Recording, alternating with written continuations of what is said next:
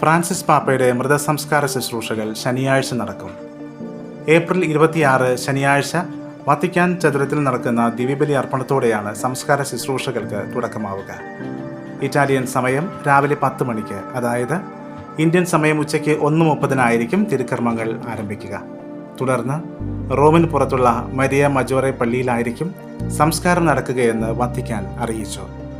2025 April 21 തിങ്കളാഴ്ച 88ാമത്തെ വയസ്സിലാണ് Francis പാപ്പ വത്തിക്കാനിലെ കാസ സാന്താ മാർത്തയിലെ വസതിയിൽ വച്ച് സ്വർഗീയ പിതാവിൻ്റെ പക്കലേക്ക് യാത്രയായത്.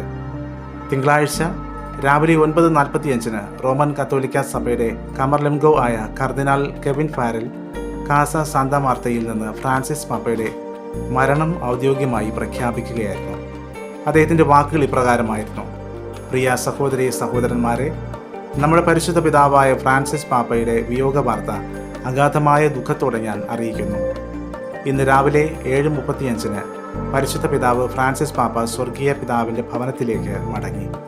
അദ്ദേഹത്തിൻ്റെ ജീവിതം മുഴുവൻ കർത്താവിൻ്റെയും അവൻ്റെ സഭയുടെയും സേവനത്തിനായി സമർപ്പിച്ചു. സുവിശേഷത്തിൻ്റെ മൂല്യങ്ങൾ വിശ്വസ്തയോടും ധൈര്യത്തോടും സാർവത്രിക സ്നേഹത്തോടും കൂടെ ദരിദ്രരുടെയും പാർശ്വവൽക്കരിക്കപ്പെട്ടവരുടെയും ക്ഷേമത്തിനായി ജീവിക്കുവാൻ അദ്ദേഹം പഠിപ്പിച്ചു. കർത്താവായ യേശുവിൻ്റെ യഥാർത്ഥ ശിഷ്യൻ എന്ന നിലയിൽ അദ്ദേഹത്തിൻ്റെ ആത്മാവിനെ ഏകവും ത്രിത്വവുമായ ദൈവത്തിൻ്റെ അനന്തമായ കരുണ നിറഞ്ഞ സ്നേഹത്തിന് മുന്നിൽ സമർപ്പിക്കുന്നു.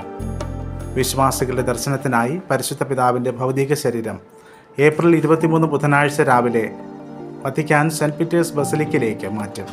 അപ്പോസ്തലിക മന്ദിരത്തിലെ 3ാം നിലയിലുള്ള പേപ്പൽ അപ്പാർട്ട്മെൻറ്റും പാപ്പ താമസിച്ചിരുന്ന കാസ സാന്താ മാർത്തയുടെ 2ാം നിലയിലുള്ള അപ്പാർട്ട്മെൻറ്റും അടച്ച് മുദ്ര പതിപ്പിച്ചിട്ടുണ്ട്.